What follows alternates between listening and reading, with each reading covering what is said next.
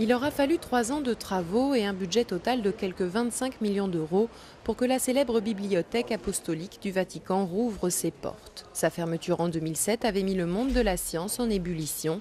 Les chercheurs en avaient même appelé au pape pour autoriser un accès, même partiel, à une des plus grandes collections de livres au monde.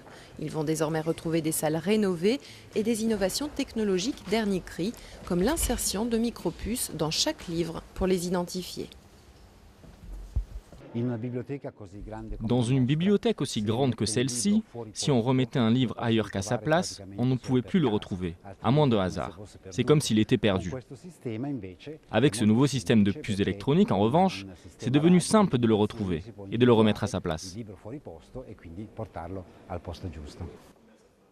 Les chercheurs recevront désormais un badge électronique pour pénétrer dans la bibliothèque. Ils pourront également se connecter à Internet grâce à l'installation d'un réseau sans fil. Une nouvelle salle de travail dans ce salon Sixtine entièrement décoré de fresques du XVIe siècle devrait ouvrir dans 2 ans et le gigantesque fonds manuscrit devrait être numérisé d'ici quelques années. Il y a environ 1 600 000 livres, mais en fait on n'a aucune idée précise.